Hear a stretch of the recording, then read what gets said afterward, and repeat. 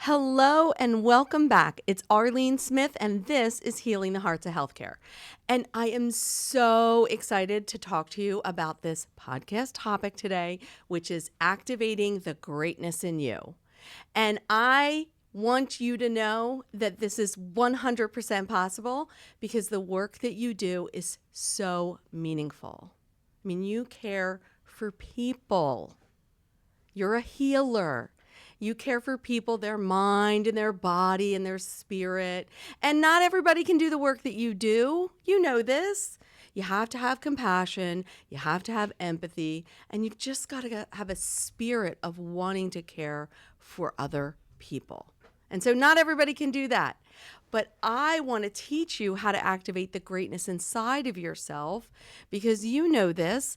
When I started this podcast, it's because I wrote down everything that happened to me during my experiences while serving as a registered nurse during the pandemic. And in those experiences, it is now that I can really see it from a different perspective. And I want to use it to teach and to train and to show you just how easy it is. But when I think about this topic, I was thinking about this very specific journal entry that I reread over several times because it just brought a smile onto my face.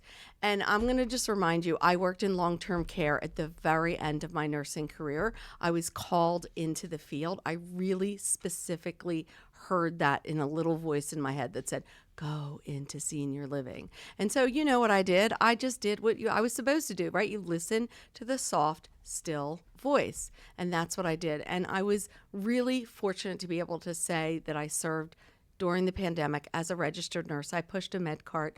I worked as a CNA and a dietary aide. I did it all, right? Because we all had to do that during that very, very difficult time. And when I think back in this journal, I think about this was a time when we were still under COVID precautions. We didn't have an active outbreak, but, we were donning and doffing our PPE and, it was a lot of work that we had to work into our routine. And many of our residents were, very stressed. Many were experiencing isolation. There were a lot of things that were going on. And I don't need to tell you this because you all went through it too. That's why you're here. You're a healthcare worker, and you know that you need to heal your heart from all of those experiences to continue to do the great work that you were designed to do. And I'm going to remind you, as a healthcare worker, while you're going about the busyness of the work that you do, the most important work that you do every day, a big piece of this is you must learn how to search for those small, tiny moments of joy. They're around you, but you've got to look for them and you've got to be that expert noticer. So I want to set the stage and I want to share, because I'm not going to share the whole entire journal entry, but I'm going to share a piece of it. And so in setting the stage, I'm just going to give this resident the name of Samantha. Now, Samantha lived in the city most of her life. And when she was living in long-term care, she had I still look and I think in my mind, just of the memories. She had this beautiful picture of herself on an 8x10 on the side of her bed. And she would always say to me, look at how beautiful I was back then. And I was like, Samantha, you're still beautiful. You're still rocking it out. But she loved the city. She loved the nightlife. She loved social clubs. She loved all of that kind of social interaction. And I could tell that on this particular day when I was working, she was incredibly stressed. In fact, she was bordering on the line of starting to get herself worked up and agitated. So, I had this sort of brilliant idea of just kind of tapping into the things that I knew that she loved the most. And I thought, you know what? I just am good. It just came into me like the thought in my head. And I was like, Samantha, listen, I've got a lot of things I'm doing right now, but at the end of my shift, let's start planning a weekly girls club meeting. I need you. You're going to be great at this. I know that you're going to have all types of ideas, and we're going to do this together. And it was just really a way to sort of shift the way she was sort of thinking about the day and the stressors. And I told her, now all this time that I'm going to be working and handing out medications and doing treatments, what I need you to do is I need you to start thinking about all the things that are going to go into the planning. So when we meet, I'm going to take notes, I'm going to take them down as minutes, and we're going to literally launch a girls' weekly club. And she was so excited. And so I went about my day, and, my journal entries sort of reflect that. And I'm going to share with you those experiences because they are just so remarkable when I reread it. And I'm going to tell you, look for the moments of joy. Look for the way just doing something slightly different in care delivery can really have an impact on that person that you're providing care to. All right, I write in the journal, I'm an hour late for my girls' meeting launch meeting. So I go to Samantha's bedside to hold our very first meeting together. I do a short roll call, and I call the meeting into action. Mind you, it's just me and her. I tell her that I have an agenda that I've already been thinking of. But let's start with all the little details. We first discuss refreshments, and she suggests to me we should have a different punch for every official meeting. And I'm like, I praise her. What a wonderful idea. She says, we decided that we should probably have tea sandwiches, and that should be part of our meal as a snack. And I say to her, what about those little small finger food snacks, like those cakes and pies as desserts? She's like, oh, yes, let's do that. And I ask her about entertainment. And she tells me, let's just play the radio. And I gush and I tell her, what a wonderful idea. We talk about the dress code, and she thinks slacks and sweaters are the best. And I have to agree because we need to be comfortable while we're having our meetings. And lastly, I ask her about the invitations. I say, listen, we're going to launch this weekly meeting as this girls' club. Let's talk about the invitations. I ask her, should we invite the gentlemen? And I say, not men, but gentlemen. And she says, only if I think so. And I say, okay, I think it would be a good idea to include everybody. Maybe we don't call it a girls' meeting, but we call it a social meeting. And she says to me, that's fine. So I call the meeting to an end. I tell her I'm going to type up all the notes and that I need her to just really think about the things that she wants to do versus the things that I'm going to do. And she says to me, I'm so glad we did this together. And I tuck her into bed and I say to her, I wish you a night of sweet dreams. And I look at my watch and it's 10:45. And of course, for all of you that know this, when you're a nurse, like, you're ending your shift at 11 o'clock, right? 10:45, I haven't charted, I haven't done much of anything, but here I am holding this sort of meeting with this resident that needed that attention and care. And so why did I do that? Why was I sort of compelled to feel the need to do that? Well, it was just a way to divert her and to make her sort of begin to start thinking in curiosity, what are the things that we can do in that meeting? And we only had a couple meetings, let me be honest. It didn't last for very long, and it fell sort of off the radar for her, and she wasn't interested anymore.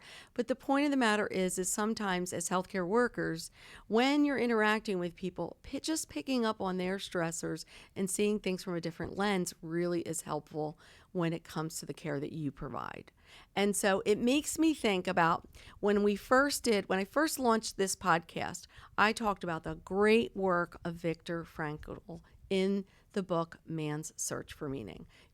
I've read this book cover to cover several times. I absolutely love, love, love the work.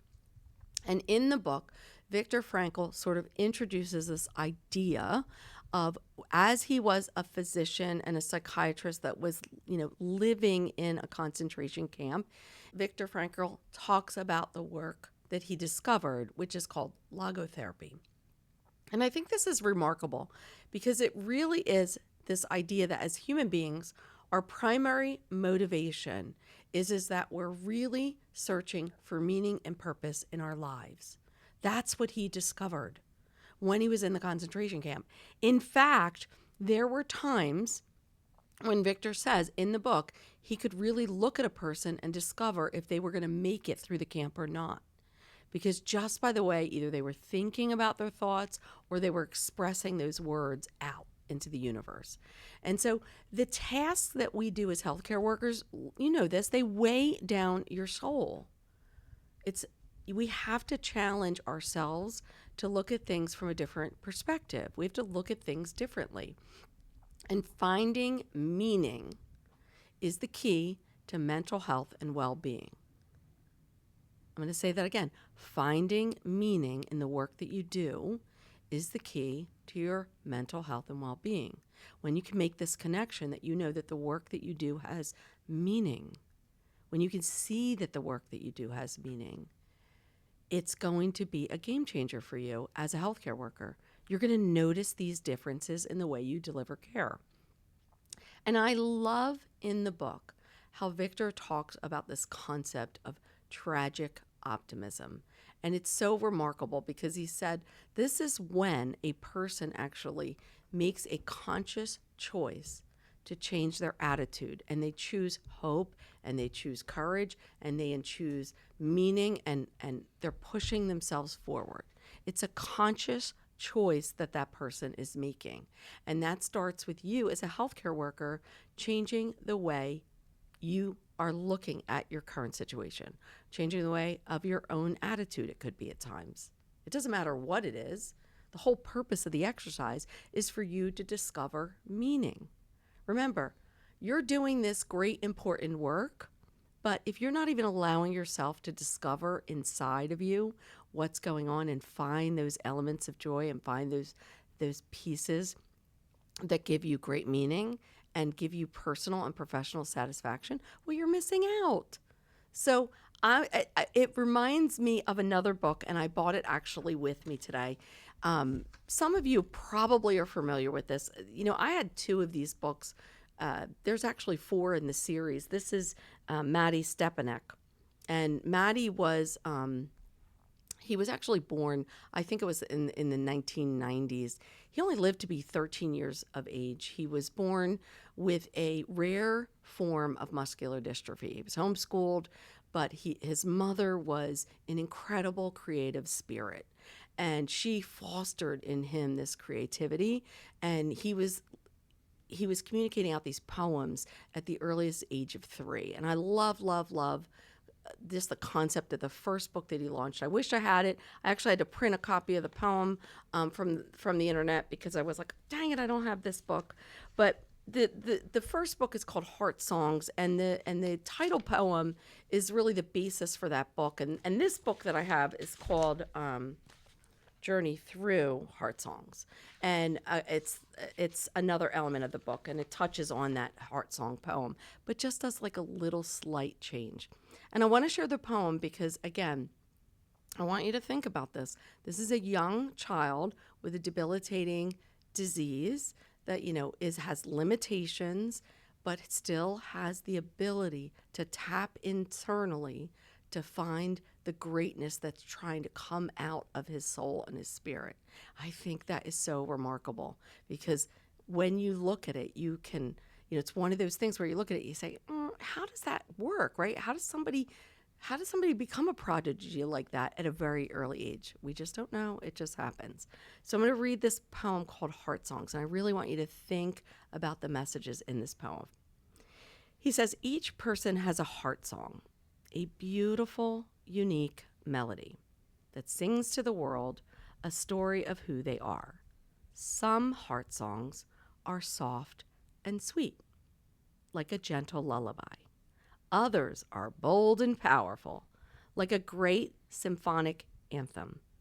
Each heart song has its own rhythm, its own key and tone, and each one is a one-of-a-kind creation. Composed by the soul, when we take the time to listen, to hear the heart songs all around, we discover the beauty of diversity and the wonder of life's common ground. For at the core of every heart song beats the same universal tune, a song of love and hope and peace that connects us one to one. So listen closely to your own heart song and let it shine through all you do. And with an open heart and willing ear, hear the heart songs of others too. For in the chorus of humanity's many voices, we find the path to understanding. We find the way to a world where all hearts sing as one. And I absolutely love that poem.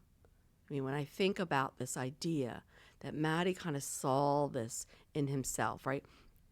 We all have this song within our heart that we want to get out into the world. And so many people are crippled by fear, or they're unwilling to look inward because they're afraid of what they're going to see, that they shut off those songs that their heart are meant to share with the world. And it's so incredibly important because those of you that serve in healthcare, you know this, right? The feelings that you feel every day from sort of this connection that you're having with the people that you care for and provide services to, right? There's lots of different emotions, but the ones we tend to kind of gravitate towards and hold on to, you know this, it's, there's sadness, and sometimes we feel depressed, or we feel deflated, or we feel worthless, or we just feel like we're not good enough, or maybe we're frustrated, we're angry. There's like a whole range of emotions that we feel.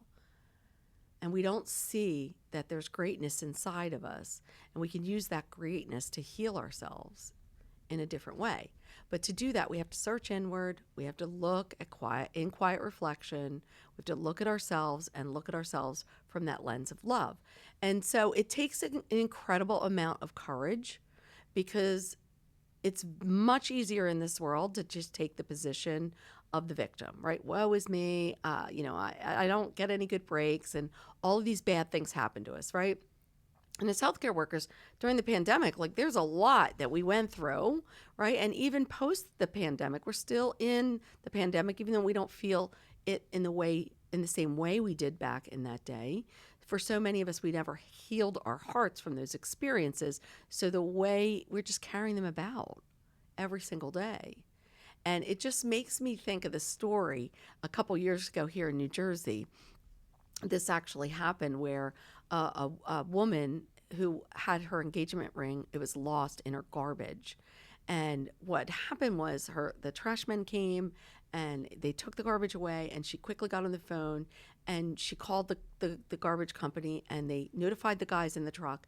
And these two guys show up, they bring the truck to her house, they dump the contents of the entire truck on the street, and they sort bag by bag through all of this garbage, hoping to find this woman's diamond ring.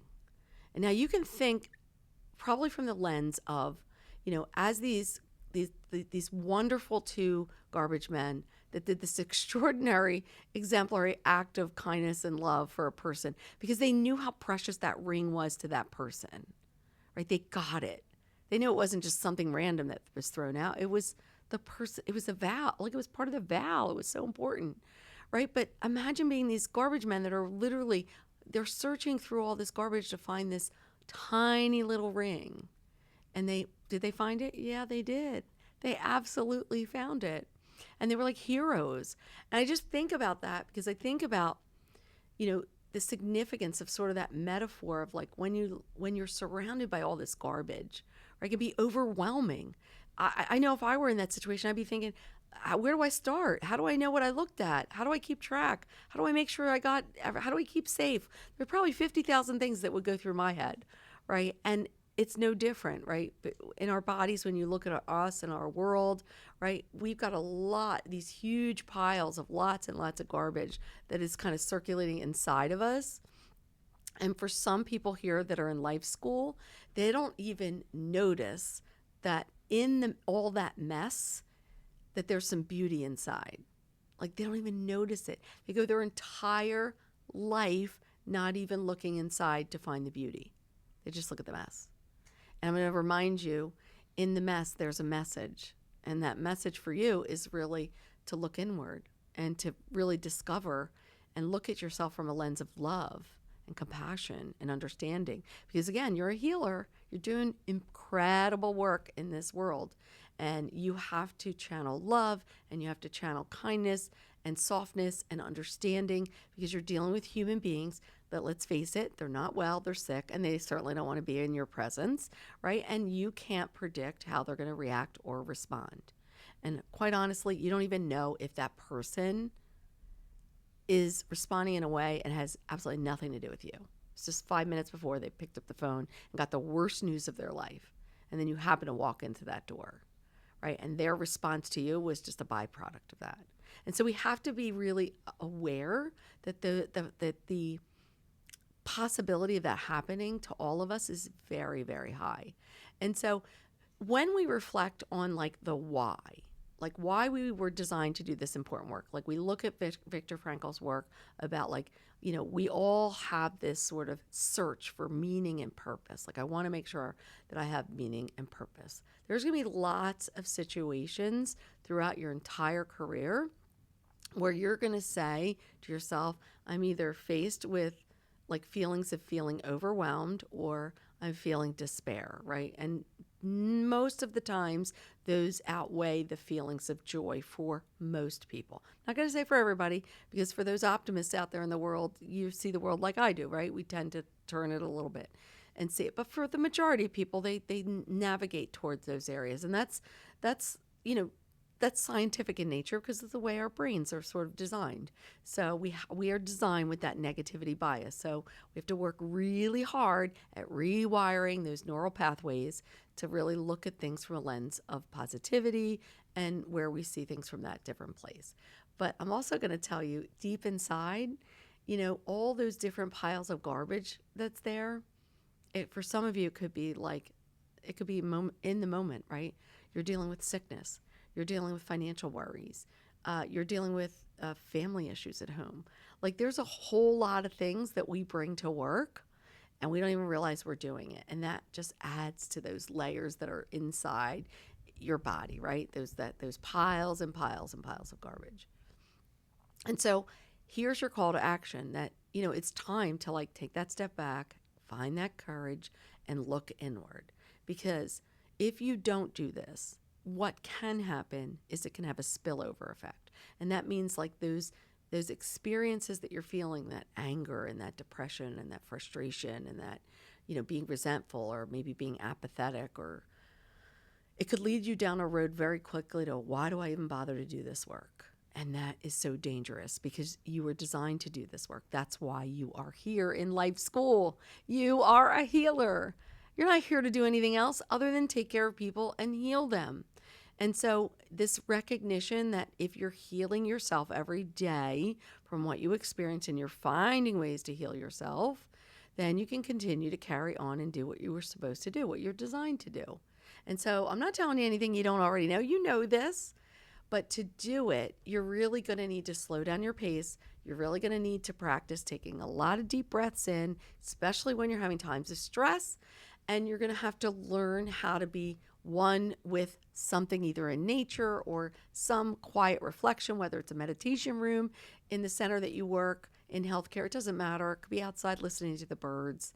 I always find that just being outside, putting my feet onto the earth, the ground, it just has this really strong effect where I feel like it centers me and grounds me. And so don't forget about the power of just stepping outside and being in that place, even when you're highly stressed, because this is hard for some people, because some people just don't believe it, right? They just don't want to believe it. And it's also hard for other people because for them, they maybe don't experience love on a regular basis. Like nobody makes them feel loved, or they don't even know what it really feels like. All they feel is pain and suffering, right? And so if you're that person, it's really hard for you to say, oh yeah, I can channel love, but I'm going to remind you, you're a healthcare worker, and that's what you were designed to do. And the work that we do is really an embodiment of love. And so that is so important in providing care. You have to be able to channel love, to feel it, to let it go through your body, and to have those experiences. Because when you deliver care from that place of love in your heart, it changes the way care is delivered. It absolutely speeds healing in such a way that you will start to begin to notice and see people will start to respond differently just from your own interactions. That is how powerful it is. And it is your superpower. So I'm going to tell you, if you struggle with this and you can't see how you're going to get out of that sort of dark place, then I'm always going to advocate for you to maybe seek out mental health services and needs for certain, right? To work with a trained professional that's going to help you get to this place where you can see it from a different perspective. And don't be embarrassed to do that, because we all do it. We all have been, at least I've been to therapy many times in my life. The best times in my life have been with a therapist that's been able to see things in me that I couldn't see in myself. And it was the reason that helped me to make change. It was because I didn't quite see it in such a way. And so I will always take you back to just the kind of the reflections that we look and we think about, like Marty and this book, really at the age of 3 years old, writing, expressing poetry. I mean, who could possibly imagine that? But we can create a state where, we begin to look at the world from a more beautiful lens. And for some people, it's really hard to do this, because look at our world right now and look at the way people are responding and reacting. I mean, are you seeing a lot of love? Not really. But I'm going to tell you again, you are a healer. So you're different than the rest of the world. You have a superpower. You can heal people through your actions, your words, your touch, all of it. And so when you think about Victor Frankl in this book, this is a choice you have to make. This is a choice of how you see your world.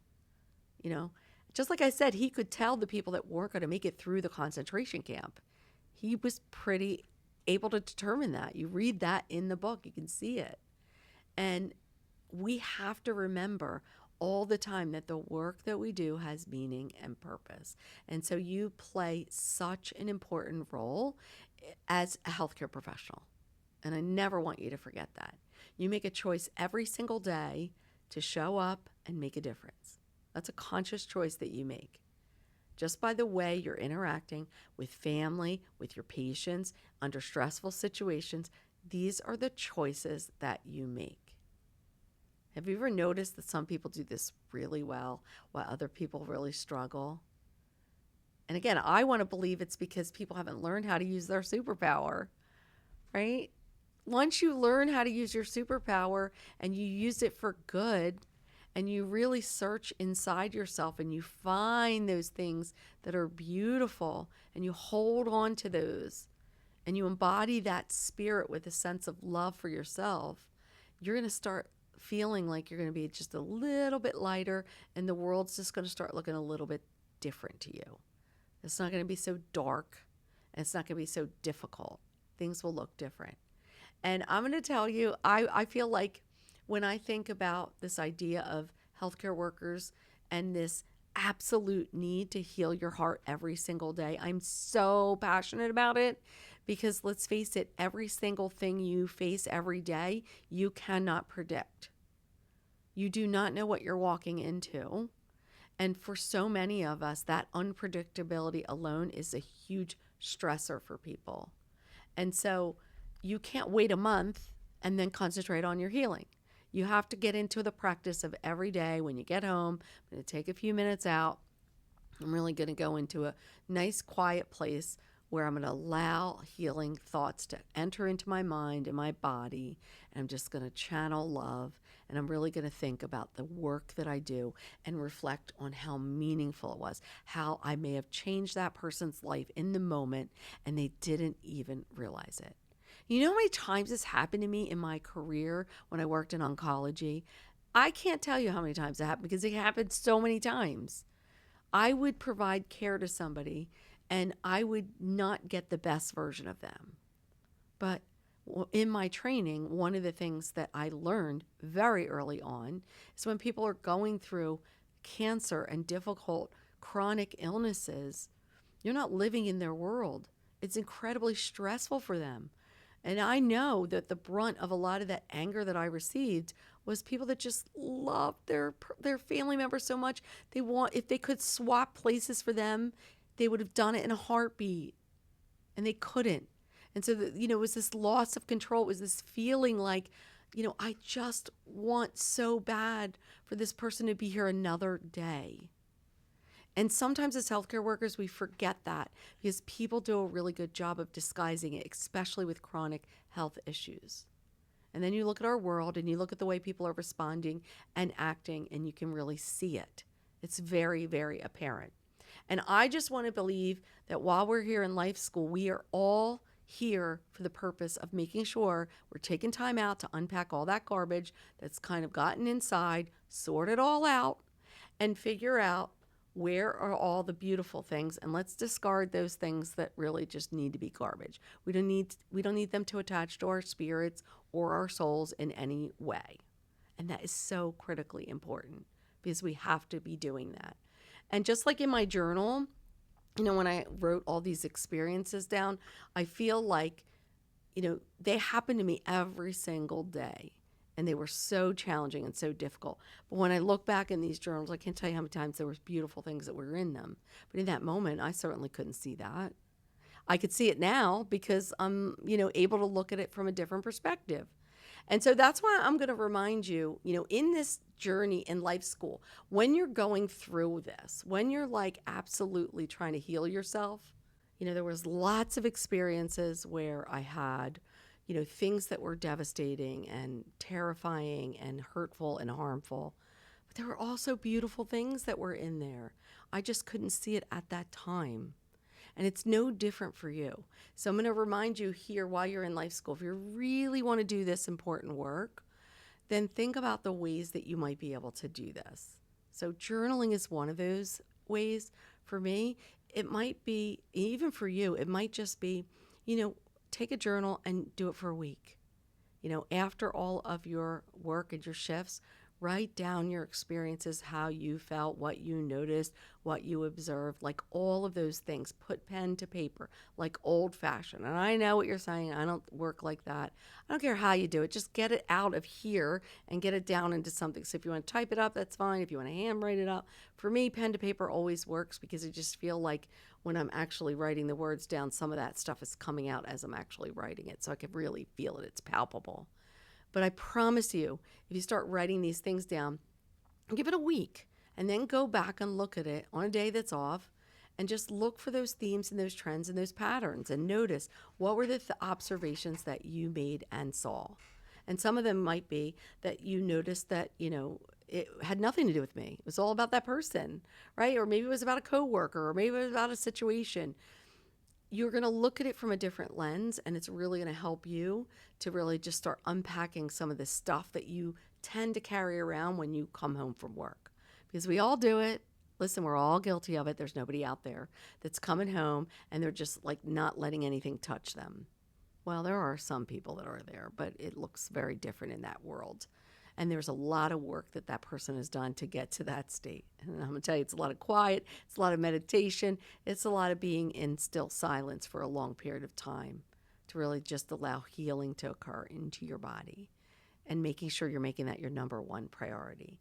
And so I'm also going to remind you, this is so, so, so, so, so important in life school to learn these skills because, just like if you were going to journal this, if you just think about just the way this kind of works in science, there's this concept in science that is called emergence. And it really evolves from this theory of chaos, which is, in that sort of emergence, we see like patterns and trends and things that just, we can't believe it sometimes. We're like, wow, that is remarkable. So like I think of certain things, like I think of snowflakes, right? When you look at a snowflake, I mean, really, this is just like, it's water that's been crystallized, but it's done in such a way that it's remarkably beautiful, right? The patterns, the intricacies, the symmetricalness of it, right? It's just absolutely beautiful and breathtaking. And we're sitting there wondering, how does this happen? There's no explanation for that, right? There's so many others, right? We think of like the birds that go overhead, like when birds, are flying like a group of geese that are flying sort of in that V position. They don't even have to talk to one another. They just sort of know the pattern and the way to kind of to go together to support one another, to break the wind and to make sure that they're protected. And when one is ready and they're done being that front force, they just go into the end and the next person steps up. Like these things are unexplainable, but we see them in nature and we see them as patterns. And so I'm going to remind you, when you're out and about and you're looking at the world, we really have to look at it from that lens of, there are going to be things in your life that you're not going to be able to explain. And that's where faith comes in. And for some people, that's a really hard thing to do. I want to only believe in something that I can see. And I'm going to tell you, what do you have to lose by just changing your view on that? And how hard is it just to channel love and channel like this ability to look inward and to say, I'm going to look at this, the work that I do that has so much meaning and so much purpose. I'm going to look at it from a lens of just pure love.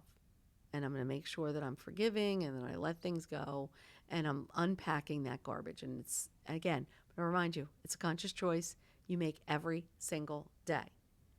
You have the ability to allow these things to enter into your mind.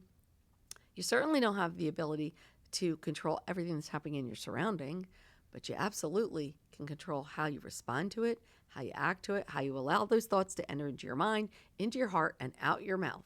It happens all the time. So the only way you're going to control that is really just slowing your pace down, finding those moments where you're just like allowing just that pause to build in. I always say to people, like, fill your lungs with air 3 times. Like, just the power of inspiration and expiration. There's like a release. It shows like 3 times in the research, right? 3 deep breaths. Sometimes that's all it takes to just sort of shift and help you to look at things from a different perspective. And I want you to like go about your work and start searching for those things that you're noticing and really look at it from that lens of, you know, what am I seeing? Am I noticing? So if you work around a bunch of people that are negative all day long, right, you make that conscious choice that I'm not going to get involved in that, right? I'm going to shift away from that and I'm going to focus my energy on making sure that I'm positive. Again, you have superheroing powers. And if you're allowing negativity in, your patients are going to feel it. And it's absolutely 100% going to affect healing, right? Same thing is true with your workplace. If you're navigating around and you feel inadequate, like you feel like my skills aren't where I need to be, like you can allow yourself to get to a really dark place where you can say, you know what? I'm going to recognize that I'm still learning. I'm doing my best. And I'm going to make a conscious choice to try to get mastery and work with maybe a mentor or somebody to improve myself so that I feel better about the work that I'm doing. And you can do this every day. It is your choice, but it's more than that. It's your superpower. And listen, you know this. I knew this as a nurse. None of us know when our time is up on this planet. We are all here. We don't know why we're here. We don't know our reason for why we're here in life school, but we are here. So I'm going to encourage you to use your time well when you're here. Make sure as a healer and somebody who is designed to care for people and to heal other people that you are healing your heart from the experiences you see. And take action. Don't wait because you're not guaranteed tomorrow. So what are you waiting for? Everything can wait and you can heal yourself and you can give yourself 10 to 15 minutes to do it. And you want to do this because you need to continue to do the great work that you do every single day. If you don't hear it enough, listen, thank you for all you do in the care of the people that you serve. The work you do is soul-filling, meaningful, purposeful work, and it matters. And you're doing it, and you're making a difference. So join me on a future podcast. I hope you took some notes from this session, and I hope you take them to heart and you find ways to heal your heart and you learn how to activate all those beautiful things that are living inside of you. Goodbye, everyone.